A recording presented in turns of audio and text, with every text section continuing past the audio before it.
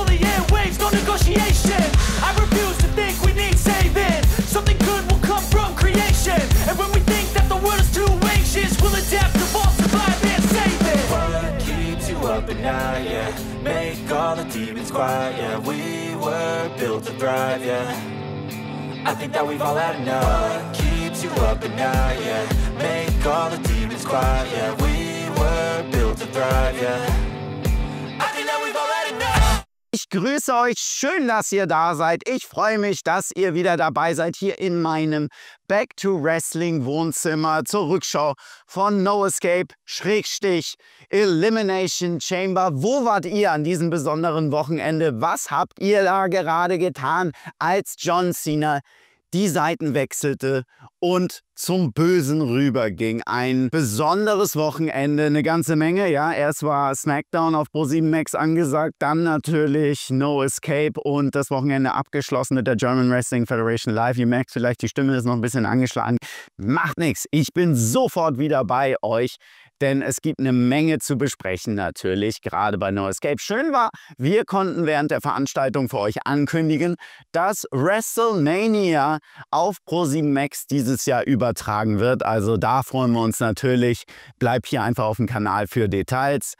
Ich werde euch da natürlich auch immer abholen und auf dem Laufenden halten. Ich hatte euch ja auch schon gesagt, der Unterschied bzw. warum in Deutschland No Escape Elimination Chambers habt ihr ja auch bei der Übertragung auf Pro7 Max gehört.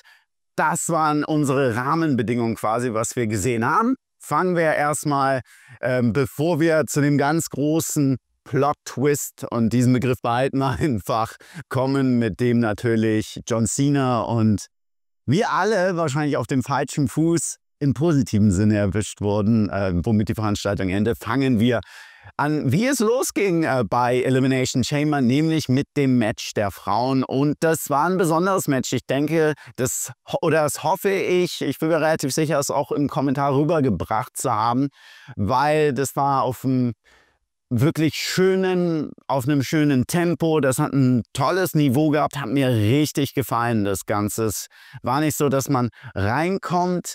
Wir haben manchmal solche Matches auch ähnlich beim Royal Rumble oder bei anderen Konstellationen. Es ist ein Stotterstart und dann wird es am Ende hastig. Um es einmal so zu umschreiben, um euch es zu vermitteln, wenn du dann da sitzt und das Match quasi im Nachhinein oder währenddessen kannst du nicht mehr eingreifen, wenn du am Monitor sitzt und vor Matches durchgegangen bist und dann ist es, dann merkst du, oh, jetzt wird hastig, weil das nicht so geflutscht hat, das war nicht so. Und ein wichtiger Teil war direkt zu Beginn, als Jade Cargill rausgekommen ist, es hat gefunzt. Ich rede immer wieder auch von Impact, Impact, Impact. Was Jade Cargill da abgeliefert hat, sie ist reingekommen, ist auch grandios. Alle Teilnehmerinnen sind im Käfig, jede in ihrem Pod, der Gong ertönt und dann kommt Jade Cargill. Keine kann angreifen. Das sind so auch diese Mini-Details, die ihm wichtig sind. Dadurch lief schon das erste Zeitintervall. Wir umgehen diesen, sage ich mal, vielleicht Start, der sich so ein bisschen hinziehen könnte. Und Jade Cargill hat Vollgas gegeben und das war wichtig. Das war immens wichtig, das Ganze auch so reinzubringen. Also sie hat eine große Verantwortung auch, gerade zu Beginn der Veranstaltung Naomi angegriffen. So, und jetzt haben wir natürlich die ganzen Fragen. War es Naomi, die Jade Cargill angegriffen hat? Liv Morgan natürlich gespielt, oh nein, was macht sie hier? Das kann ja nicht sein und all sowas. Das war auch eine falsche Fährte, auf die wir als Zuschauer, ich vergleiche es da auch, beim Buch ist es ja auch so, du wirst auf eine falsche Fährte gelocht. Na, und dann, wenn du das liest und tust und dann passiert genau das andere, das war auch mit den Kameraschnitten, das ist alles, nochmal, wir reden über Film und am Ende werden wir ganz viel über Film reden. Und das hat mir da natürlich sehr gefallen und immer wieder positiv hervorgehoben, diese Explosivität, die Intensität von Jade Cargill. Das war unfassbar eine wichtige Position, die sie da hatte. Und das war richtig gut. Hat mir sehr gefallen, hat den Abend in die richtige Bahn gelenkt. Und Naomi war dann aus dem Ring, Bianca Belair, völlig emotional am Boden. So, und jetzt sind wir natürlich bei der Geschichte. Wer hat Jade Cargill angegriffen? Wir hatten dieses Video gesehen, wo Liv Morgan und Raquel Rodriguez, eigentlich unbeteiligt, da vorbeigegangen sind. Im Endeffekt können wir sie als Verdächtige ausschließen. Nur war es Naomi? alleine. Ich bringe immer wieder das Bild ins Spiel mit Bianca Bel. Die jetzt nur auf iTunes oder Spotify hören oder selbst bei YouTube nur hören und nicht gesehen haben, denken, wieso hat er eine Pause gemacht? Ich habe das Bild gezeigt, die Reaktion von Bianca Belair, als das Beweisvideo gezeigt wurde. Vielleicht ist es sogar so, dass Bianca Belair und Naomi unter einer Decke stecken, dass Bianca Belair Naomi angestiftet hat, Jade Cargill anzugreifen. Wer weiß, steckt sie dahinter, damit Naomi dann belohnt wird. Nur was ist das Motiv? Ich liebe Krimis. Ich liebe Krimis, wirklich. Wobei ich habe jetzt zuletzt erst wieder James Patterson gelesen. Das ist geht ja eher so in die Thriller-Richtung. Kann ich sehr empfehlen, James Patterson. Wobei der letzte, ich gehe ja seine ganzen Bücher chronologisch durch. James Patterson Fire, der ist nichts für schwache Nerven. Wirklich. Ich habe noch nicht diese Augensammler-Bücher von Sebastian Fitzek gelesen. Ich habe das Gefühl, ich habe immer die schlechten Bücher von Fitzek gelesen. Weil es war immer, den habe ich gelesen. Nee, du hättest den lesen sollen. Okay, von den neueren. Den hättest du lesen müssen. Ja, ich habe den gelesen. Das war immer durcheinander. Ich will diese Augensammler-Serie mal lesen, weil die soll auch relativ heftig sein. Komme ich bald zu. Ich habe zu viele Bücher auf meiner Liste. Um darauf zu kommen. Das ist das Geschichtenerzählen, woran mich das hier gerade erinnert. Und das freut mich natürlich auch, gerade in dem Szenario, was wir dort haben. Und das wird sich bei SmackDown in den kommenden Wochen, da freue ich mich, euch natürlich auf ProSieben Max immer samstags ab 22 Uhr begrüßen zu können. Plug Machine wieder. Katsching. Ach, ist das schön. Oder auf Join könnt ihr es schon. Alles eingebaut. Überall wird geguckt. Ja, hier kriegen wir es auch noch hin, den Vollzahn. Ich will jetzt erstmal die 3000 und danach an 5000 wollen wir doch auch noch rankommen, irgendwie in unserem Back to Wrestling Wohnzimmer. Das Match hat Spaß gemacht, dann zu schauen, das habe ich ja gesagt, war auf einem schönen hohen Tempo, gerade zur Eröffnung. Hast du keine Längen gehabt. Natürlich kannst du das Ganze umspielen, weil du viele Teilnehmerinnen einfach in dem Match hattest. Daher, wenn der menschliche Körper sagt, halt Sekunde mal Pause, hast du andere Konstellationen, die das Ganze ausgespielt haben. Und das hattest du ja hier auf Bianca Belair wieder. Die braucht keine Pause. Und halt sozusagen, sie hat das Geschehen ja am Ende für sich entschieden. Dazwischen in den Matches auch Roxanne Perez hat sich nahtlos eingefügt. Wir haben die Auseinandersetzung, die wir mit Bayley schon angedeutet gesehen haben bei NXT, bei Raw, die wird fortgesetzt, finde ich auch sehr schön. Natürlich Bayley, die Veteranin, da hat Roxanne Perez natürlich eine gute Gegnerin, an der sie sich reiben kann. Liv Morgan, Raquel Rodriguez als Tag Team Champions, beziehungsweise Liv Morgan war ja hier im Match, war sowas wie ein geheimer MVP. Da habe ich mitten im Kommentar selber gedacht, also als Kommentator war es dann so, Moment mal, wieso bringe ich Liv Morgan hier so sehr over? Sie ist Bösewicht bei den Ganzen. Mal wieder zurückfahren. Denn das ist ja auch du als Kommentator ist ja auch die Aufgabe, klar auch die Rollen wieder zu verteilen. Und ohne drin zu sitzen, merke ich ja, was die Geschichte hier ist, die ich auch bringen will. Und dann ist es auch so, dass du, Beispiel Bobby Heenan. Bobby Heenan hat es immer verdreht gemacht, wenn ihr im Kommentar mal drauf achtet. Das ist ja die Technik des Kommentators, die du im Endeffekt verbal dann anwendest. Du machst jemanden so platt und fertig und du redest schlecht über ihn und dann, wenn er sich immer wieder befreit, das kann ja nicht wahr sein. Was benötigt es denn? Das hätte ich jetzt nicht gedacht. Wie schafft er das? So, jetzt ist aber Feierabend. Gegen Hogan sehr häufig gemacht. Oder merkt es, wenn er Leute sehr privat, ich kenne es ja auch. Wenn ich Wrestler wirklich privat kenne und mag und sie sind die Bösewichte, bei denen ledere ich am meisten ab. Aber dann, dann in den Momenten, das hätte ich jetzt nicht gedacht. Und dann dieses Erstaunen war, der kann aber richtig viel einstecken. Niemals, da muss er einen oben draufsetzen. Das genügt auch nicht. Den kannst du halt nicht besiegen.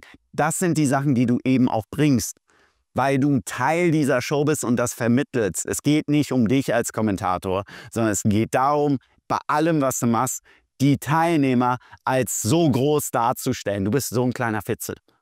Das bist du als Kommentator, der kleine Fitzel. Das darfst du erfüllen, ohne jede Frage. Und das bringt Spaß, das auch zu erfüllen. Nur hast du diese Aufgabe zu erfüllen. Und das bringt dann auch Spaß, das euch dann so zu vermitteln zu können. Da war ich dann so in der Situation, okay, da muss ich kurz mal Psychologie umdrehen. Sie ist Bösewicht. Die leistet hier gerade so viel, aber das darf doch eigentlich nicht lang. Oh, jetzt kassiert sie auch noch das. Da kommst du raus. Das sind dann so Dinge, womit du jemanden auch stark stellen kannst. Du darfst halt nicht offensichtlich machen, sondern musst deine Techniken, deine psychologischen Techniken einfach dafür anwenden. Und nochmal, es hat nichts mit Movescoin zu tun. Ich fand, das Highlight war wirklich, als ich eine Sendung mal, da hatte ich bei SmackDown zu Manu gesagt, ich call heute eine Sendung, ohne einen einzigen Move zu callen. Und ich habe gejubelt danach. Ohne einen einzigen Move zu callen, einfach die ganze Sendung nur Geschichten erzählt. Nur die Rollenverteilung, sowas, da geht's. Und das sind Sendungen, wo du auch merkst, okay, da bleibt jemand dran und verfolgt das Ganze und verliert sich in den Geschichten. Sowas ist das Schöne. Deswegen reden wir hier über die Geschichten. Nicht, ja, also da hat die Shooting Star Press so, ich bin kein Wrestler. Ja, ich mache Kampfsport, bringt mir saumäßig Spaß. Beim Kampfsport hast du eine andere Logik. Und ich bin auch noch einer, der auf dem Boden rumkrabbelt. Wir rollen. Weil ich Takedowns hasse. So, also, deshalb mag ich es über Submissions auch gerne zu philosophieren. Anderes Thema, was beim Jiu-Jitsu alles gibt. Jetzt habe ich den Faden schon wieder verloren, aber deshalb seid ihr da, nicht wahr? Hoffe ich. Oder auch nicht. Oder ihr habt schon weitergeskippt zum nächsten Kapitel, wer weiß. Bianca Belair fährt Richtung WrestleMania. Das ist natürlich das Schöne. Ja, Alexa Bliss wollte ich ansprechen, das ist noch wichtig. Werden wir da jetzt, welche Konstellation wird da jetzt natürlich in Zukunft kommen? Weil sie da im Match eben auch drin stand. Wir erwarten, hoffen, auch von ihrem Outfit deutet es ja darauf an, dass sie mit dem White Six jetzt zusammengefügt wird. Wer wird ihr dann dort gegenüberstehen? Wie wird es mit Liv Morgan, Raquel Rodriguez, weil die Tag Team Abteilung der Frauen sehr präsent gefeatured wurde in den Sendungen und die können ja überall quasi auftreten, die sind ja nicht auf Raw beschränkt.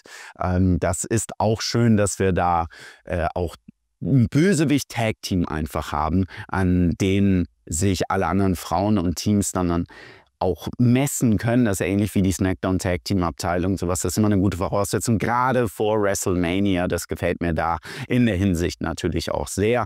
Bianca Belair, das Match schlussendlich gewonnen. Die Geschichte hört nicht auf, das habe ich ja ganz zu Beginn gesagt, mit Jade Cargill und Naomi. Das muss alles mal aufgeklärt werden jetzt. Rhea Ripley ist rausgekommen. Ich hatte es schon bei der Vorschau gesagt von No Escape, dass ich relativ sicher davon ausgehe, dass Rhea Ripley auch Richtung WrestleMania Women's World Champion sein wird. Bianca Belair ist bei WrestleMania unbesiegt, also hat auch ihre eigene Serie.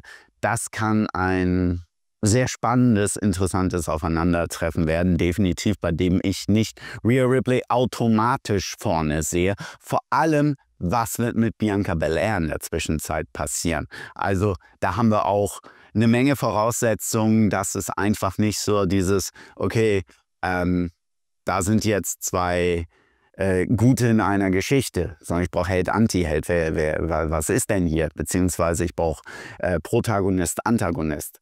Wie werden wir das Ganze aufbauen? Also schwierige Ausgangsposition. Bin sehr neugierig, wie es wird, wo ich am meisten mich natürlich freue, Aufklärung mit Jade Cargill bei der ganzen Geschichte. Dann ging es weiter mit dem zweiten Match. Das war so ein schönes, ist noch dieser Good-Feel-Moment, der wichtig war, den du hier halt brauchtest. Gerade, du hast eine ähnliche Situation wie beim Royal Rumble. Da war es so, dass du dieses Tag-Team-Titel-Match hattest zwischen den Motor City Machine Guns und DIY und die haben echt darunter auch gelitten. Ich habe es euch erklärt, Spannungsaufbau ist nicht so. Das gibt es nicht. Ist wie bei einem Date. Ist bei allem, wenn ihr es aufbaut. Wenn ihr einen schönen Abend aufbaut mit eurem Partner, mit eurer Partnerin, das geht nicht so. Das geht so. So. Du baust auf, du gehst runter. Du gehst wieder hoch, dann gehst du wieder runter. Ich werde jetzt nicht, beim Wrestling wird alles mit dem Beispiel Sex gebracht. Darf ich das hier eigentlich sagen? Weiß ich nicht, ich werde es merken. Ne? Alles, was du aufbaust, geht nicht so. Kracht irgendwann runter. Du baust das alles immer wieder so auf. Du machst ein bisschen was, bietest ein bisschen, ziehst dich zurück, gehst wieder hoch und dann geht es wieder runter. Das sind die Auch die Sachen, wie du ein Date aufbaust. In der Hinsicht baust du jedes Drama auf und eben auch eine Veranstaltung. Du weißt, dass du nach dem ersten Elimination Chamber Match eben den Spannungsaufbau so weit oben hattest und du brauchst dann mal musst kurz runterkommen, aber in einem Good Feel Moment. Du kannst auch nicht mit denselben Dingen, mit denselben Emotionen weitermachen. Du musst ein bisschen da eine Abwechslung reinbringen. Das hast du hier gemacht. Das war für die Fans in der Halle wunderbar. Sie konnten sich freuen über die Entrances. Du kannst sogar in dem Moment die Entrances ein bisschen in die Länge ziehen, dass er gefeiert wird, dass er gemacht wird, genossen wird mit der ganzen Emotion dort, die einfach eine andere ist als das, was wir vorher hatten. Und natürlich der Empfang für Trish Stratus ist da das Wichtige, weil es eben Heimspiel für sie ist. Du hast die Bilder eingeblendet mit Unforgiven, was ich euch ja hier auch auf dem Kanal gezeigt hatte. Es war Unforgiven, da war ich sehr stolz auf mich, dass ich aus dem Kopf dann im Schnitt wusste. So war das gegen Lita, als sie ihren 7. Titel gewonnen hat und als Champion zurückgetreten ist. Und Tiffany Stratton hast du gezeigt, für die natürlich auch an der Seite von Trish. Das ist so diese berühmte Rub, den du jemandem mitgibst. Der siegt dann gegen Nia Jax und Candice LeRae. Standesgemäß natürlich. Sollte sich gut fühlen dabei. Und Tiffany Stratton kann jetzt sich komplett auf Charlotte Flair konzentrieren. Die war hier auch, die musste hier überhaupt keine Rolle spielen. Weil das wäre wieder zu viel. Dann wärst du in diesen Spannungsaufbau geraten und irgendwann wärst du abgebrochen. Gerade bei dem, wenn du weißt, was will ich am Ende machen. Du kannst es dann so wunderschön kontrollieren und du willst am Anfang auch nicht so hoch schießen, denn dann musst du so und dann musst du später auch noch ganz hoch. Da gehe ich aus dem Bild mit dem Finger. Der Spannungsaufbau. Wellendramaturgie, um es zu nennen, hatte ich bei der Power Wrestling ja auch geschrieben. Wo liegt sie? Sekunde. Da bin ich wieder. Es stand auch bei mir damals beschrieben bei einem meiner ersten Power Wrestling Artikel. Ich glaube 2015, nee, Quatsch, das war viel früher. 2011 oder 2012 hatte ich das damals geschrieben, Wellendramaturgie. Da war es bei TNA Impact in der Sendung sehr schön zu sehen. Da war ja Eric Bischoff. Das war da, wo ein bisschen mehr hands-on ist. Und es gab ja eine Phase, wo er keinen Bock, wo er es selber sagt, wo es nicht mehr so war. Das hatte ich in der Power Wrestling damals geschrieben. Die Power Wrestling feiert 30-jähriges Jubiläum. Da sind wir hier vom Back to Wrestling auch gefeatured. Fast auf den Seiten Liebe, Sex und Zärtlichkeit wie in der Bravo. Die Bravo war ja immer Seite 16, 17, diese Seiten. Und wir sind auf Seite 14, 15 mit Doppelseiten hier von Back to Wrestling zu sehen. Geil, wa? Was da alles dabei ist, so ein paar alte Artikel, die ich früher geschrieben hatte. Sogar mein Roman Reigns Artikel, den ich damals, an den konnte ich mich nicht erinnern. Einige Ideen für Videos sind da drin, die 11 größten damals Diven-Fäden. Wahnsinn, was da alles dabei war. Also auch schöne Interviews mit Bret Hart. Ein Interview, Bret Hart kommt nach Deutschland. Infos mache ich unten natürlich rein bei GSG. Sichert euch Tickets. Ich hoffe, dass es nicht schon ausverkauft ist. Das Schöne ist, Bret Hart kommt jetzt nicht nur am 20. September, sondern am 21. September. Die Plug Machine hat alles nochmal nebenbei. Ich will euch ja Informationen noch geben, was wir da alles haben. Genau, dann hatten wir nach dem Tag-Team-Match, da war klar, was jetzt kommt. Deswegen einmal kurz runter, dann wieder hoch. Kevin Owens gegen Sami Zayn. Und da hat der Baum gebrannt. Non-sanctioned. Du baust das Ganze ein bisschen die NXT Underground hast. Natürlich nicht außerhalb irgendwo das Ganze gehabt, dass Wrestler am Ring sind, sondern die Heimlichter gedimmt. Wir bezahlen den Strom hier nicht mal, das ist nicht sanktioniert bei den ganzen. Der Ringrichter, das fand ich ein schönes Detail, der Ringrichter einfach im schwarzen Shirt. Das ist so ein Detail, wo ich mir dachte, Mist, wieso bin ich selber nie darauf gekommen? Wer auch immer das Detail hatte, das sind Details, die klein, aber fein sind. Das fand ich super, das dabei zusammen. Also ich ziehe meinen Hut, Chapeau, wer auf dieses Detail dort einfach geachtet hat. Das ist sehr gut, das auch einzubauen, weil es auch optisch nicht einfach so, Lichter aus hatten wir oft, aber das nicht. Und das fand ich schön. Das ist so wie wenn die Wrestler zum Streetfight in Jeanshose, in Straßenklamotten eben rauskommen. Das fand ich echt gut. Das hat mir unfassbar gefallen und das sind wichtige Details. Und die enhancen. Egal, also ich weiß nicht, wie das Wort gerade. Werten auf. Genau. Wir hatten diese ganze Szenerie, die wir auch schaffen, denn ein Ring ist ja auch ein Fernsehset, dürfen wir auch nicht vergessen. Wir hatten das Ganze auf. Kevin Owens, Sami Zayn. Es war eine Menge Geschichte zu erzählen, auch im Kommentar. Wann war das erste Match, wo sie, weil ihre Karrieren einfach parallel begannen, das habe ich auch versucht im Kommentar nochmal zu sagen, damit man so ein Gefühl kriegt, wie lange die sich eigentlich kennen. Und dadurch, auch da, es langt nicht einfach zu sagen, die kennen sich so lange. Das kann jeder. Ganz ehrlich, das sage ich dann noch weiter. Erzähl, wenn Leute mich fragen beim Kommentar, worauf sage ich an? Ja, das ist schön, dass du das alles hast. Was bedeutet das im Umkehrschluss? Das heißt, greif es auf. Du willst das Ganze machen, du positionierst es und dann kannst du 10 Minuten später, 5 Minuten später, wann immer es passiert, die kennen sich so lange, die haben so viele Matches gegeneinander, die kennen sich. Die wissen auch, dass sie noch weiter gehen müssen, denn die haben sich alles schon gegeben. Das klingt jetzt, hier ist ja logisch, du vergisst das manchmal oder nennst es einfach nicht, weil du willst deine Wikipedia-Seite einfach aufzählen. Ganz ehrlich, ich habe früher angefangen zu kommentieren, da gab es kein Wikipedia. So alt bin ich. Ich habe auch keine Haare. Da bist du noch zu den Wrestlern rumgegangen, hast mit denen geredet. Was willst du overgebracht haben? Und die haben dir dann teilweise auch eine ganze Menge Müll erzählt und dann durftest du aussortieren. Gleichzeitig musstest du aufpassen, weil wenn du was nicht gesagt hast, dann kam sie Backstage. Gut, also mir hat nie eine geklatscht. Das habe ich schon immer gedreht bekommen, nur, ja, ich habe dir auch gesagt, das und das. Ne? Da entwickelst du ein anderes Feingefühl, gerade wenn du du bist ja auch erstmal 7 Jahre Rookie im Wrestling. Also früher war das so. Na gut, auch da wieder ein anderes Thema. Und deshalb baust du gewisse Sachen einfach auch verbal wieder auf. Das ist, ich glaube, ich muss mal irgendwie ein Video machen wie Art of Commentary oder sowas. Sebastian vom Hohen Bein oder Benny, dann muss einer von euch Moderatoren machen und dann kann ich quasi, dann stellt ihr die Fragen. Was würdet ihr dazu halten? Also hier bei Back to Wrestling, könnt ihr ja mal sagen, weil ich mache es ja immer sehr vereinzelt oder dann, weiß ich nicht, glaube ich, wäre auch mal eine Variante, aber ich will ja auch, dass ihr immer fortlaufend neue Sachen so erfahrt und nicht mit einem Video abgeschlossen seid. Deswegen erkläre ich so und passend auch immer mit einem praktischen Bezug, weil sonst klingt es mir zu theoretisch. Und deshalb hier in diesem Match war das Ganze sehr wichtig. Deswegen sind sie eben auch in der Geschichte so weit gegangen. Sie kennen sich, sie versuchen gewisse Dinge immer wieder anzubringen, durchzusetzen und dann gehen sie immer noch einen Schritt weiter. Dieser Stuhl mit dem Stacheldraht umwickelt. Natürlich war bei mir der Gedanke, oh, ich weiß noch, damals Vengeance 2005, Triple H gegen Batista, da war es ja auch so, die kannten sich sehr gut und Batista in diesem Hell in a Cell Match auch nochmal über sich hinausgewachsen, als ich das gesehen hatte. Damals ein tolles Hell in a Cell Match, sehr heftiges Hell in a Cell Match natürlich und hier auch sehr, sehr heftig. Das Ende war dann klar, weil Kevin Owens das Match für sich entschieden hat und machte immer weiter, setzte weiter nach und dann kam Randy Orton zurück und darauf habe ich wirklich gewartet. Und jetzt bin ich gespannt, wie es ist. Randy Orton, also ist seit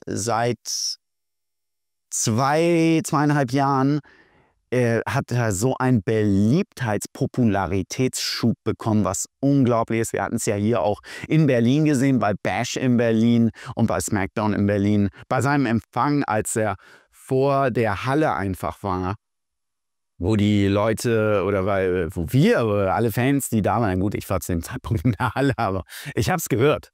Hier in der Halle war, was draußen abging. Die hatten es auf Monitoren ja gesehen. Und ich saß mit den Agents da in dem Raum und wir haben uns geguckt. Ich einfach nur Mäuschen gespielt und ich habe die Reaktion von denen mir angesehen. Da war Hurricane Haynes, Bobby Roode war da, P.T. Williams, wer saß noch da? Daivari war da. Und die hatten das Ganze natürlich auch noch gesehen. Jason Jordan. Und es war cool, dass auch deren Reaktion sein und du konntest draußen das hören. Das war echt schön. Bei dem Ganzen. Wobei ich bin Randy Orton, genau, der ist zurückgekehrt. Die Fans haben das angenommen. Der ist jetzt diese Dauerlegende und dieses Aufeinandertreffen mit Kevin Owens baut sich ja auch seit einem Jahr. Vor einem Jahr waren sie ja im Endeffekt auch gegeneinander. Bei WrestleMania war es dieser Three-Way, das Triple Threat gegen Logan Paul, wo sie aber gemeinsam rausgekommen sind. Das war ja sehr schön, aber das Freundschaftliche. Und jetzt Kevin Owens, das ist seine Paraderolle. dieser wahnhafte. Am Anfang willst du ihm eigentlich glauben, nur irgendwann der tickt so weit durch. Und das ist er eben auch. Und was er jetzt macht, ist, dass er komplett durchtickt. Und deswegen der ideale Bösewicht. Randy Orton kommt zurück. Schon triumphal. Am besten mal natürlich dieser angeteaste Punt, den er dort zeigen wollte. Das weckt so, okay, du bist so weit gegangen. Ich kann noch weiter gehen. Also Randy Orton, Kevin Owens, da wird eine Menge noch passieren. Sami Zayn ist... Es wird dann wieder, wisst ihr noch, manchmal hat es immer so, wir kennen die Geschichte mit Sami Zayn und Kevin Owens, also ist der andere jeweils Mittel zum Zweck. Beim Royal Rumble vor ein paar Jahren, als Sami Zayn sich gegen Roman Reigns gewendet hat, da war Kevin Owens der Gegner. Weil Kevin Owens ein Mittel zum Zweck, weil du weißt, die beiden sind emotional verbunden. Und hier auch Kevin Owens gegen Randy Orton, Sami Zayn, das Mittel zum Zweck, so hart es klingt, weil wir wissen, die beiden sind emotional verbunden. Und das klingt so ein bisschen böse, passte hier natürlich dann ins Bild. Und schön, jetzt merkst du auch, Randy Orton ist zurück. Er hat nicht verkauft, ich habe noch Schmerzen, als er rausgekommen ist. Ne? Dieses so. Das ist ein Randy Orton, der auch damit symbolisiert, ich habe nicht vergessen. Ich habe nicht vergessen. Damit kommst du.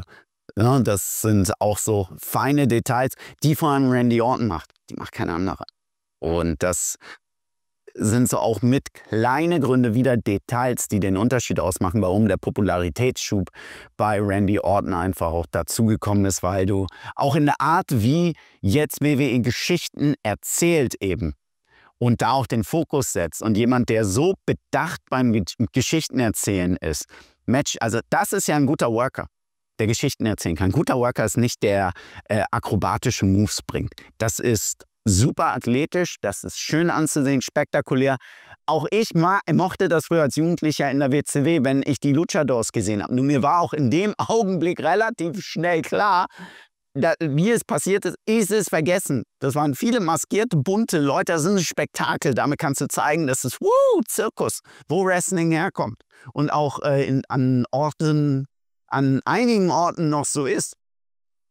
Selber bei Wrestling im Zirkus gearbeitet. Also von daher, ich verstehe den Gedanken, das Klassische, die langlebigsten Wrestler sind die gute Worker sind, die am besten Geschichten erzählen können. Früher hattest du nur das Mittel im Match, jetzt hast du auch dieses, du hattest auch früher das, wenn du rauskommst. Im Endeffekt, ich glaube, Mike Scher war es von der GWF, der auch das einmal schön zu seinen Schülern gesagt hatte und da stand ich daneben und habe gegrinst. Meint ihr, Mike, den Spruch klaue ich? Also, Mike, das war deiner. Wenn ihr rauskommt, habt ihr nicht mal innerhalb der ersten 10 Sekunden entscheiden die Zuschauer, ob sie dich mögen oder nicht. Und deshalb musst du was sagen. Du kannst nicht einfach rauskommen durch den Vorhang und ich gehe jetzt rein und ich konzentriere mich die ganze Zeit, welchen Move ich mache. Ich klatsche mit dem ab, obwohl das gar nicht da ist. Der weiß gar nicht, wer ich bin. Wenn ihr rausgeht, das ist der Zeitrahmen. Also das war Mike Scher, was ich von ihm damals so übernommen habe. Ich weiß, er hat es gesagt. Ich so, nehme ich gerne an. Und so greifst du Dinge im Wrestling einfach auf. Ja, Randy Orton, Kevin Owens, da wird der Weg natürlich dann weitergehen. Und auf der Road to WrestleMania erwarte ich da eine ganze Menge, auch dieses Aufeinandertreffen, wenn es dann nah sein wird, wenn das Stadion in Las Vegas voll ist und die Fans in Erwartung aus der ganzen Welt dann Randy Orton wiedersehen. In der Wüste in Las Vegas, da war ich ja nie. Ja, nie, wirklich. Aber gut. Schön. Ich weiß noch nicht, ob ich einen der Tage kommentiere im Übrigen, aber ich werde auf jeden Fall mir das ansehen, alles mit euch hier teilen und dann schauen wir mal auf jeden Fall weiter. Dann war Main Event Zeit. Denn das zweite Elimination Chamber Match stand an und da sind viele Dinge. Natürlich so unfassbar viele Geschichten. Klar, wenn du 6 Main-Eventer, Top-Level-Main-Eventer da drin hast, und, also beziehungsweise 5 und Logan Paul, dann hast du natürlich solche Dinge, den konnte ich nämlich verkneifen. Ja, Logan Paul ist ein Promi, eckt an und bei dem ist die Grenze halt zum verzieh dich und boah, ey, den will ich ausbuhen, aber der muss da sein, damit ich jemanden zum Ausbuhen habe. Sehr, sehr schmal natürlich. Funktioniert bei ihm halt. Und Bei ihm weiß ich tatsächlich am wenigsten, aber das macht nichts. Richtung WrestleMania, was sich andeutet, bei der kann einmal rauskommen, dann kannst du da relativ viele Dinge machen. Nur unser Hauptfokus, was wir da gesehen haben. Drew McIntyre, Vorjahressieger, fühlt sich immer sicher und wird dann von Damian Priest überrascht. Die hatten schon so ihre verbalen Scharmützel gegeneinander gehabt. Und Damian Priest hat es jetzt ausgenutzt. Drew McIntyre die große Chance auf WrestleMania genommen. Das heißt einfach, da können wir einfach schon drauf bauen, dass das in diese Richtung gehen wird. Das werden wir dann bei SmackDown auf jeden Fall sehen. Damian Priest und Drew McIntyre, dass es da weitergehen wird, weil sie haben sich gegenseitig ja die Chance vermasselt, hier das Match de facto zu gewinnen. Und deshalb werden die ihr eigenes Süppchen weiter kochen, gerade zu der Zeit. Und ich grinse schon, denn dann war Seth Rollins, der eine sehr große Rolle gespielt hat in diesem Match. Ich fand die letzten drei, das war so dieses Finale.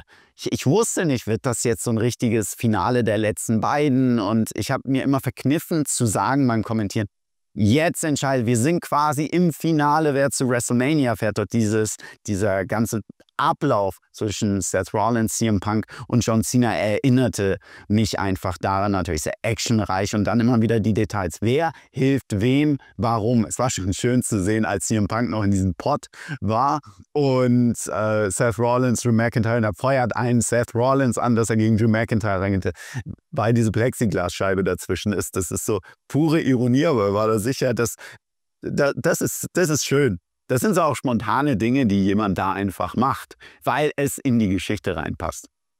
Und auch John Cena, CM Punk, sie umarmen sich vorher, nicht Händedruck, wir umarmen uns, aber dann geht es zur Sache. Und das passiert ja nicht.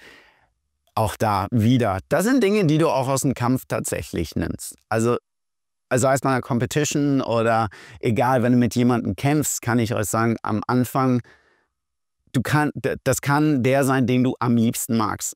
Sobald Ref sagt, geht los oder beim Wrestling, das überträgst du ja einfach auf den Kampfsport. Sobald der Kampf losgeht, willst du den besiegen. Und sobald es vorbei ist, ey, alles okay.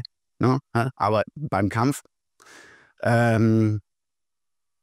willst du halt der Bessere sein und da willst du das entscheiden und das überträgst du darauf. Also das ist tatsächlich sehr realistisch. Gerade wenn du jemanden kennst, dann gehst du echt hin, hey, wir wissen, wir mögen uns, aber jetzt ist egal. Wenn ich dich K.O. schlagen muss, dann mache ich's. Wenn ich dich würgen muss, weil du Idioten nicht tappst, Satz die, gebracht alle vorwärts, wenn du nicht tappst, ich mach's so lange und wenn du schlafen gehst, ist halt so. Ja, das ist eine Vereinbarung, die du dann quasi auch hast, aber danach ist auch wieder alles gut. Und deswegen hat mir das so ein Grinsen reingebracht, als wir das gesehen hatten mit John Cena und CM Punk. Und natürlich auch als Zuschauer nimmst du wahr, ey, da war doch diese große Geschichte. Und ich hatte diesen Flashback da das erste Mal.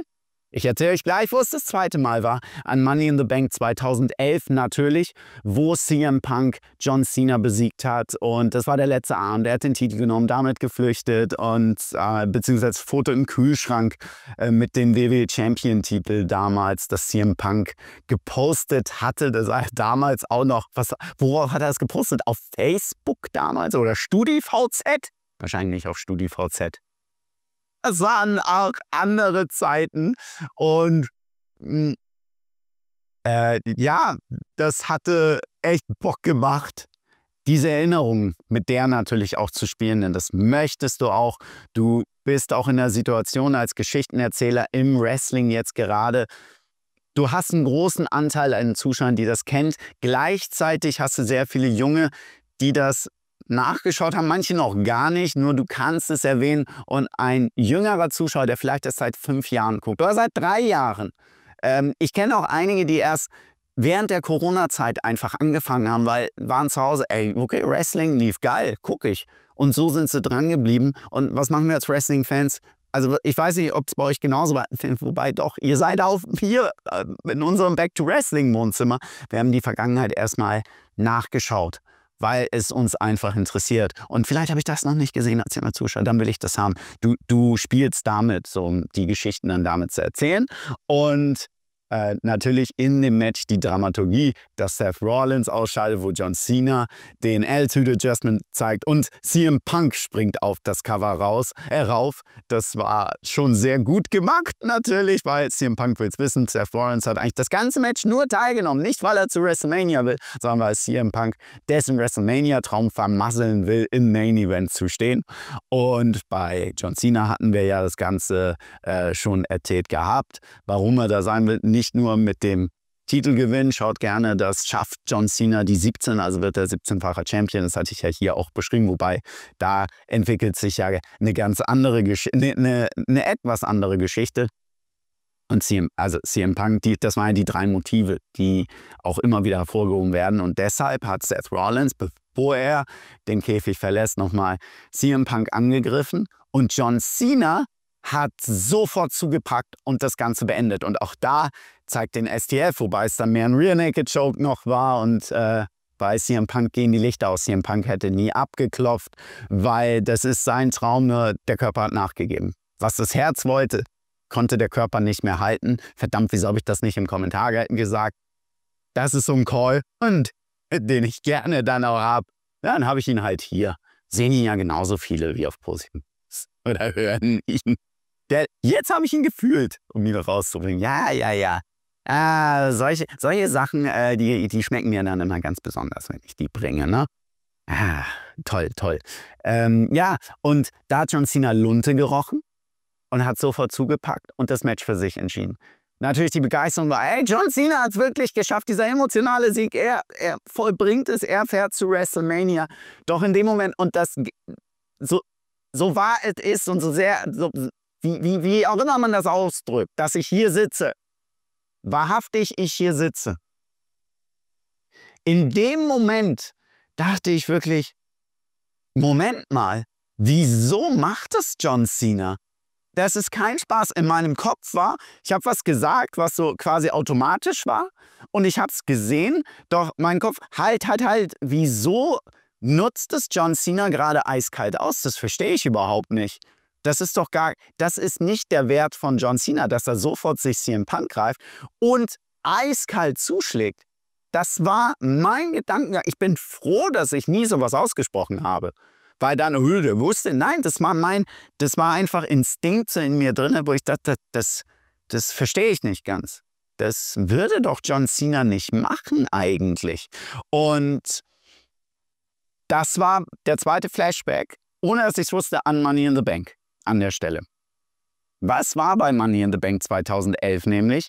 Da war die ganze Geschichte mit John Laurinaitis, Vince McMahon. Vince McMahon hatte John Laurinaitis ja vorgeschickt, da sollte ja John Cena also Richtige tun und auch CM Punk bezwingen, damit der Titel bei WWE bleibt. Und da hatte John Cena ja ganz klar gesagt, das mache ich hier nicht. Das wird ganz klar im Ring entschieden. Ihr Bürokraten und ihr vom Unternehmen und ihr vom Vorstand, ihr greift hier nicht ein. Das kläre ich mit dem selber. Er geht in den Ring, kassiert von CM Punk ein GTS, wird gepinnt in Chicago und da verliert er den Titel. Weil er es ehrenhaft machen wollte, weil er nicht die Hilfe von oben haben wollte.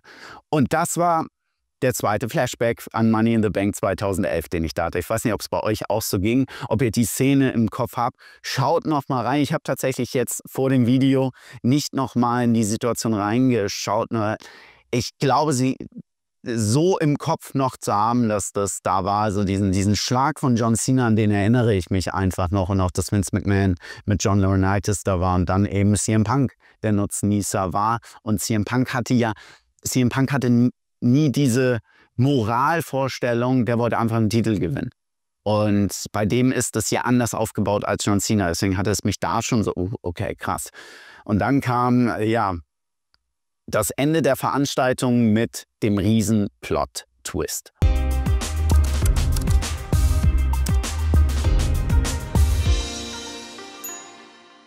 Und wir behalten dieses Wort Plot-Twist, weil wir auch das, was ich die letzten Wochen immer wieder erklärt habe, im Film einfach sind. Und das war jetzt ein sehr großer Plot-Twist, den wir haben, der die Bedingungen einfach klargestellt hat auf der Road to WrestleMania. Wir wussten sofort nach dem Elimination Chamber Match, es heißt, das Aushängeschild der alten Generation John Cena gegen das Aushängeschild der aktuellen Generation Cody Rhodes. Es geht um den Undisputed WWE Champion Titel. Die Fackelübergabe, das meinte ich bei dem John Cena Video, das ihr hier schauen könnt, ja, danach riecht es und relativ deutlich. Fühlt sich auch richtig an, das zu machen für sehr viele. Natürlich sind die ganzen Emotionen da, gerade bei John Cena, weil es seine Rücktrittstour ist, dass wir uns wünschen, dass er nochmal 17. Champion wird. Cody Rhodes ist eigentlich übermächtig. Er ist der junge Löwe, der dem alten Löwen den Rang abgelaufen hat. Na, hier soll es quasi offizielle Fackelübergabe geben. Die Aufeinandertreffen, die haben immer was Besonderes im Wrestling. Hogan gegen The Rock, bei WrestleMania hatten wir es. Larry Zbyszko gegen Bruno Sammartino, Lehrer gegen Schüler. Da war die Konstellation anders, dass der Schüler sich dann gegen den Lehrer gewendet hatte. Und solche Geschichten erzählen sich immer sehr schön, weil wir als Zuschauer eine emotionale Verbindung zu beiden Charakteren haben. Und wir haben durch diesen Plot-Twist jedoch den Verlauf der Geschichte entscheidend verändert. Das ist das Wichtige, weil The Rock eben rauskam. Er hatte Cody Rhodes vor die Wahl gestellt. Er hat ein Ultimatum gestellt. Er will Cody Rhodes Seele und diese ganzen Geschenke, mit denen er ihn überhäuft hat, auch bei SmackDown vor No Escape Elimination Chamber, war das Ganze ja auch nochmal zu sehen. Wird er sie annehmen? Nur eigentlich wusste er wird es nie annehmen. Das ist nicht Cody Rhodes, dass er es machen würde. Und dann kam diese eindeutige Absage, die Cody Rhodes dort ins Mikro gebrüllt hatte. Natürlich sich alle freuen. Und Cody Rhodes meinte auch, meine Seele und alles, das habe ich den Fans überlassen. Denen gehört das, ist natürlich das, was ein Held sagt. Und wenn du so es formulierst, stell dir mal vor, du hast noch einen Helden auf der anderen Seite, dann sind Zuschauer hin und her gerissen und dann kam ja der eigentliche, dann kam eben der Plot-Twist. Im Wrestling sagen wir Heel-Turn. Das ist was wir jetzt haben. Dieser Twist war einfach, dass John Cena die ganze Zeit im Ring war und dann hat er also Cody Rhodes quasi gratuliert, hey, richtige Entscheidung getroffen und die beiden respektieren sie ja, sind Freunde. Und als diese Umarmung war, konntest du aus der Entfernung diesen eingefrorenen Gesichtsausdruck schon von John Cena sehen und die Körperhaltung hat sich verändert. Also John Cena schauspielerisch, da macht er natürlich auch ein bisschen was, das dürfen wir auch sagen. Und The Rock mit dem Zeichen und weg, schnapp ihn dir. Das heißt, auch die Rollenverteilung ist klar. The Rock ist der Endgegner, Final Boss. The Rock ist der eigentliche Bösewicht und jetzt ist John Cena der Handlanger und er hat das Ganze erfüllt. Er hat Cody Rhodes zwischen die Beine getreten und das Geschehen hat sich einmal auf den Kopf gedreht. John Cena ist der Bösewicht. Das letzte Mal vor über 20 Jahren gewesen, da war es natürlich eine ganz andere Rolle mit Word Life und mit dem Rapper-Charakter, mit dem Rapper-Gimmick, das er damals hatte. Nur haben wir John Cena, eigentlich kennen wir nur John Cena als den ewigen Guten, der für das Gute steht, der für die Kids da ist, die Make-A-Wish sagen, all das dann spielt und das ist jetzt weg. Natürlich, seit Jahrzehnten viele, wir wollen John Cena als Heel sehen. Er wurde bei einem Interview danach gefragt und sonst irgendwas. Er muss nochmal der Bösewicht sein. Und jetzt ist der Zeitpunkt gekommen, wo es eben in diese Geschichte passte. Und jetzt können wir verschieden nachdenken, ist es das, was wir wollen? Natürlich, einige wollen es sehen. Und ist es das, was wir brauchen? Scheint so, dass es einfach passt in diese Geschichte. Ich habe es gerade eben schon mal angedeutet. Auch in dem letzten Video tatsächlich hatte ich es ja angedeutet, im John Cena Video. Wenn wir Cody Rhodes gegen John Cena haben, ist einfach die Ausgangssituation, ja, es langt eigentlich nicht. Und John Cena, wir haben Mitgefühl, Sympathie für John Cena, weil wir wissen, dass Cody Rhodes eigentlich der Bessere ist. Der ist der jüngere, fittere, frischere, er ist der Champion. Und wir würden es uns einfach wünschen, dass der Mann, der uns so viel gegeben hat, am Ende vielleicht nochmal Champion wird in seinem letzten WrestleMania Main Event. Und das würde Cody Rhodes, wenn er dann in der Position noch von oben drauf tritt. Deswegen muss ein Babyface immer Fight from Underneath sein. Diese Konstellation hast du gar nicht, hättest du gar nicht. Und auch wieder beim Wrestling. Gut. Babyface. Das ist wischiwaschi. Kannst vergessen. Wirklich. Kannst vergessen. Hier WrestleMania 6. Das Paradebeispiel von wischiwaschi. Hogan Warrior. Ja, wir haben uns alle gefreut, nur irgendwie, du machst beide kaputt damit. Du brauchst die klare Konstellation, weil Zuschauer ist zwiegespalten. Fans sind zwiegespalten. Fans benutze ich extra, weil emotional mit dem einen oder dem anderen verbunden. Zuschauer, wer ist denn hier jetzt gut und böse? Wen soll ich denn jetzt anfeuern? Wen soll ich denn jetzt unterstützen? Wrestling funktioniert mit Gut und Böse. Und diese Konstellation haben wir jetzt eben geschaffen mit John Cena. Und John Cena ist nicht mal alleine, sondern er handelt auf Geheiß von The Rock. Der eigentliche Bösewicht ist. Er ist der Bösewicht dahinter. Er ist Blofeld von James Bond quasi. Und der schickt dann noch einen vor. Er hat sich John Cena ausgesucht. Und John Cena, die Argumentation eines John Cena kann natürlich nicht sein, ja, ich weiß, dass ich seit 8 Jahren, beziehungsweise seit wie vielen Jahren? 7 Jahren kein Einzelmatch mehr gewonnen habe, deswegen schließe ich mich denen an. Das würde ja niemals ein Bösewicht sagen. Wenn ich Manager eines Heels wäre, würde ich ja nicht sagen, der hat 8 Jahre kein Match gewonnen, deswegen schießt er sich mich an, weil ich kann das alles so lenken, dass er wieder Matches gewinnt. Das offenbart ja seine Schwäche. Da sind wir wieder bei der Art und Weise, wie du etwas psychologisch vermittelst im Wrestling.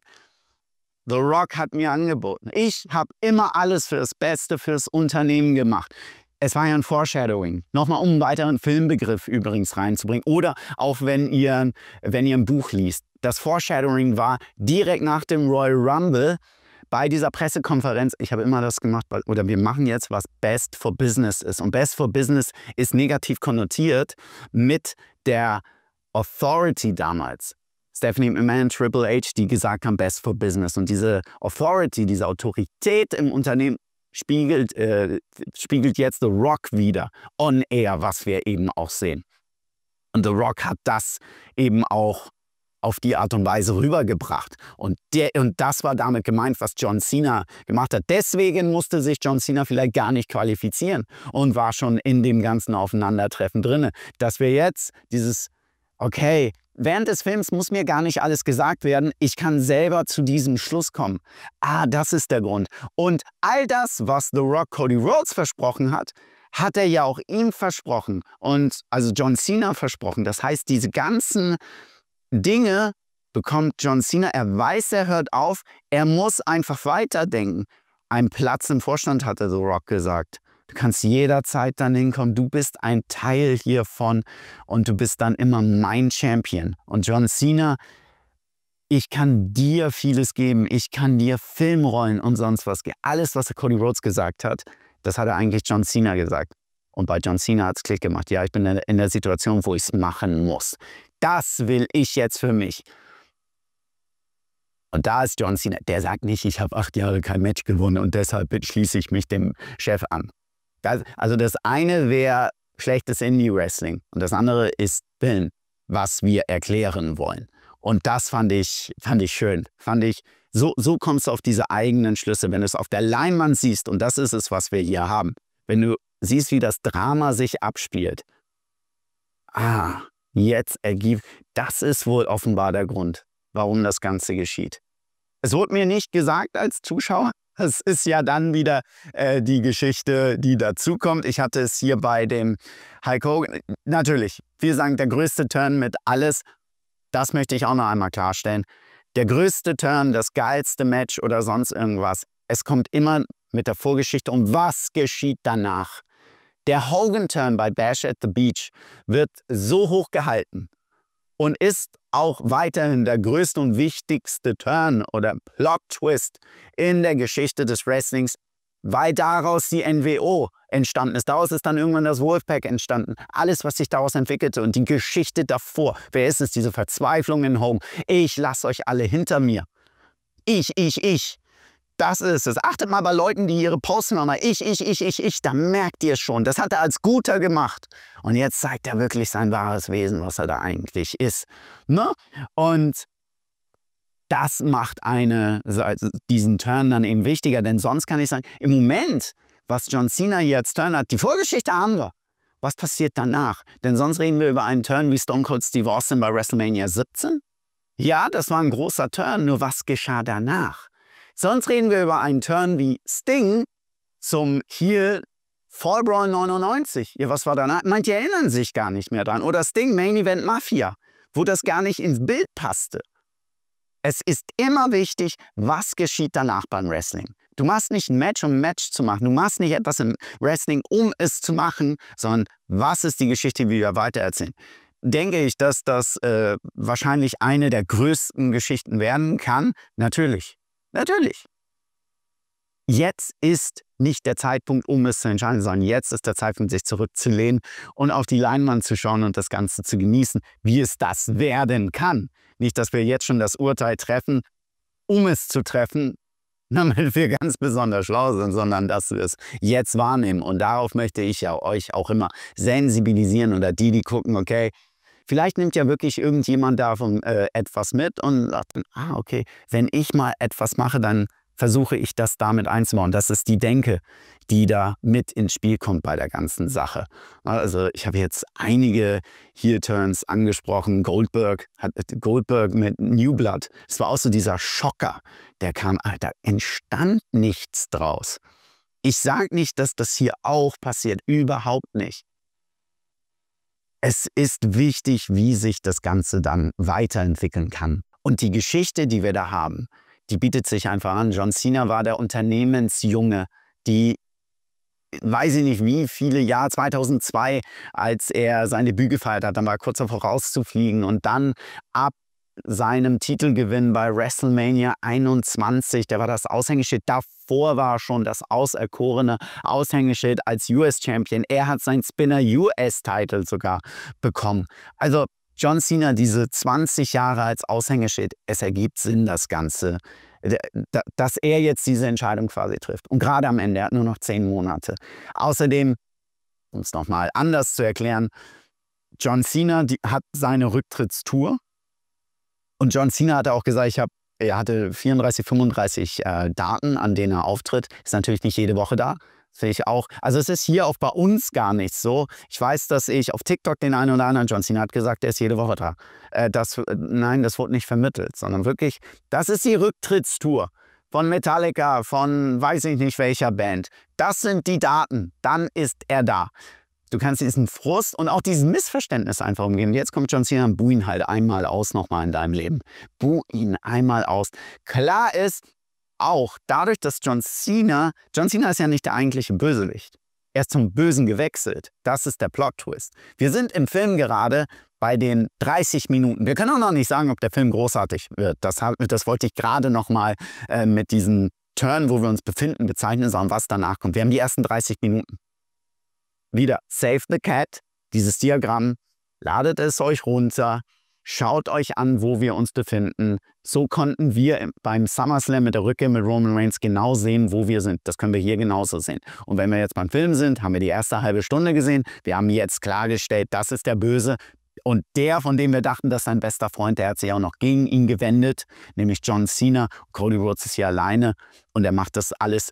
Er ist standhaft geblieben, er hat seine Werte behalten und er geht gegen die beiden mit der Unterstützung der Fans von uns, des Zuschauers. Und wir wollen sehen, jetzt ist nämlich die Konstellation so, fight from underneath. Cody Rhodes ist hier on The Rock und John Cena ist hier on The Rock, schickt John Cena vor. Und John Cena zum Ende, der eine oder andere könnte sagen, ja, aber jetzt so zum Ende, das ist doch schon komisch, wenn John Cena als Bösewicht abtritt. Er ist Mittel zum Zweck und er wird von The Rock missbraucht.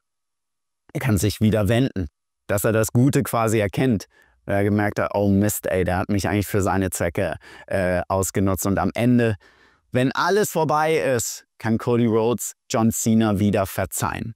Das ist die Geschichte, die wir in diesem Film quasi haben. Und The Rock, der Bösewicht, Blofeld, der da hinten die Strippen zieht, der wird nicht aufhören, bis er Cody Rhodes das Leben nochmal zur Hölle gemacht hat. Und so geht die ganze Geschichte weiter und immer weiter. Wir sind nicht mehr in diesem Zwiespalt, wenn zwei Helden eigentlich aufeinandertreffen. Cody Rhodes und John Cena, jetzt ist die Konstellation ganz klar. Es waren ja schon Tendenzen in, oh, Cody Rhodes jetzt als Champion und vielleicht nicht, dass da eine Tendenz kommt, dass du den ausbuhen wollen würdest, gerade gegen John Cena, das ist jetzt geklärt. Diese Voraussetzungen haben wir egalisiert und haben neu geschaffen, um die letzten 1,5 Stunden dieses Films uns anzusehen, der mehrere Monate dauern wird und bei WrestleMania dann quasi einen vorübergehenden Kampf der beiden gegeneinander uns präsentieren wird. Ja, das ist so die Gefühlslage derzeit nach Elimination Chamber, No Escape. Das hat eine Menge Spaß gebracht und es hat auch vielen von euch natürlich Spaß gemacht, das zu sehen, weil damit einfach wenige gerechnet haben. Und das ist natürlich immer was Schönes, weil wir jetzt kommt der wichtige Part, was passiert danach. Und das, was passiert danach, geht halt immer so weiter. Serielle Erzählen im Wrestling. Nochmal, das haben wir. Ja, schöne Veranstaltung, hat Spaß gemacht, das zu machen. Anstrengendes Wochenende, meinte ich ja, mit SmackDown zuerst, dann No Escape eben noch kommentieren, WrestleMania, das auf ProSieben Max ist. War natürlich schön, euch das noch zu verkünden. Und dann natürlich GWF, da hatte ich ja dann auch dankenswerterweise Unterstützung von Dennis Pötsch, der ja auch hier war und GWF mit mir live kommentiert hatte. Und das hat mich natürlich auch gefreut, immer schön da mal nochmal einen anderen Stil mit ihm da reinzubringen. Sensationell. Halbzeitshow war mal anders, um es mal so zu sagen. Und ja, der geile Zufall war, wir haben Chaos City kommentiert und er stand im Main Event der ersten Chaos City Veranstaltung. Also da hatte sich ein Kreis geschlossen, ohne dass wir es wussten. Und Dennis war ja der erste deutsche Wrestler im Performance Center. Er wurde nicht eingeladen, weil, weiß ich nicht, ein Mikro halten soll oder ein T-Shirt anziehen soll. Der war damals da, weil, ne? Also, und das war zu einer Zeit, wo wenig Europäer damals rübergeholt wurden ins Performance Center. Ja, also auch eine schöne Geschichte. Den Livestream könnt ihr natürlich noch auf Channel der German Wrestling Federation sehen.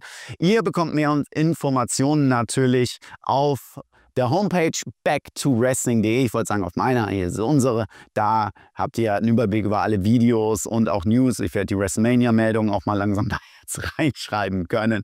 Wenn ihr Shirts wollt, ihr wisst, ihr kennt das ganze Spielchen auf getshirts.de/valandizanti Pro Wrestling tees.com/valandizanti oder im SA Wrestling Shop. Bret Hart ist am 20.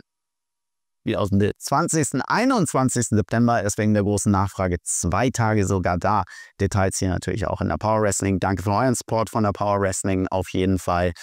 Danke für euren Support. Teilt das Video gerne. Abonniert den Kanal. Schaltet die Benachrichtigungen ein. Folgt mir gerne auf Insta. Ich will ja hier 5.000 auf YouTube und 10.000 irgendwie drin sein noch auf Insta, aber ist auch egal, wenn da nicht. Hauptsache ihr seid hier. Das freut mich. Auf TikTok gerne folgen natürlich. Auch ein großer Channel, da habt ihr eine ganze Menge in Kurzform. Ich möchte euch viel hier natürlich auch zeigen und Informationen, die über die Sendung hinausgehen. Ich hoffe, es hat euch Spaß gebracht. Bin ein bisschen fertig, das kommt dazu, nur ich will so ehrlich und authentisch wie möglich mit euch das Ganze hier natürlich teilen. Bin sehr gespannt, wie eure Emotionen zu John Cena gerade sind, wie ihr diese Geschichte, diesen Plot-Twist nochmal, wie ihr das Ganze wahrnimmt, wie ihr da saß, ob ihr die Details so, wie ich gesehen habe, manche Sachen anders, finde ich auch immer sehr schön dann von euch zu teilen. Danke für eure ausführlichen Kommentare.